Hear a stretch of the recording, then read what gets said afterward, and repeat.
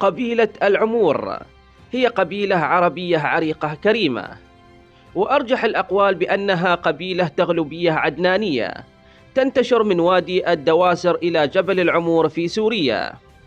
ويرجح أنهم من بنو عميرة بن أسد أخو عنزة بن أسد دخلوا مع بنو تغلب. أولا، العمور من التغالبة الدواسر، وهم أبناء دوسر بن تغلب بن وائل، وهم يسكنون بلدة تمرة والرويساء في الوادي، وتعتبر حاليا ضمن محافظة السليل.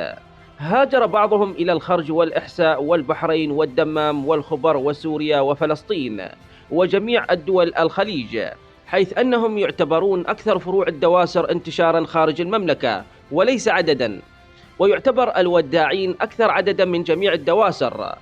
ويتفرع العمور إلى 4 أفخاذ رئيسية، وهي الغضاوين، ويتفرع منها آل خليفة وآل حسين وآل فواز وعمور السناد وعمور الدرب والمطالقة الدبادبة.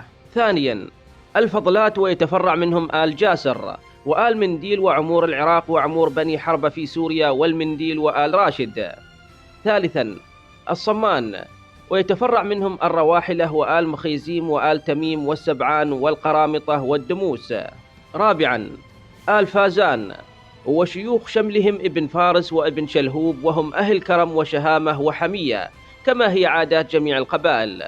ثانيا، العمور من بني عمرو، وهم من التغالبة الدواسر، أحفاد الشاعر والفارس المعروف صاحب أطول معلقة في تاريخ العرب الجاهلي عمرو بن كلثوم التغلبي. جاء في التحفة الذهبية في أنساب الجزيرة العربية لإبراهيم جار الله الشريفي صفحة 826. الدواسر تنسب إلى جذمي العرب عدنان وقحطان. القسم الأول دوسر بن تغلب، وهم الحقبان والمصارير والخيلات والعمور والمشاوية. جاء في كنز الأنساب ومجمع الآداب لحمد إبراهيم الحقيل دوسر بن تغلب بن وائل العدنانيون هم أفخاذ المشاوية والخيلات والحقبان والمصارير والعمور.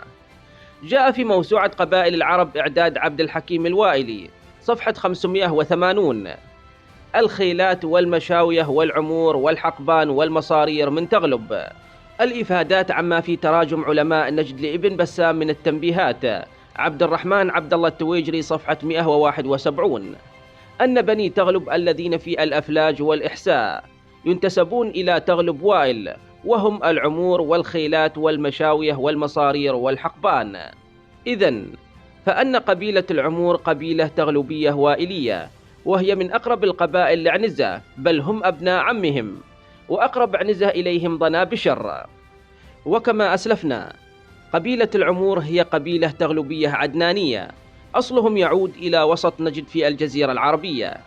انتشرت القبيلة من الجزيرة العربية إلى الشام والعراق وسوريا وفلسطين والأردن والأهواز قبل وأثناء ظهور الإسلام، ثم هاجرت إلى صعيد مصر، ومنه انتقلت إلى باقي دول المغرب العربي فيما يعرف بالهجرة الهلالية، وذلك في القرن الخامس الهجري وال11 الميلادي.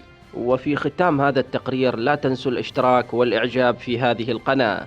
لكم مني أطيب الأمنيات، والسلام عليكم ورحمة الله تعالى وبركاته.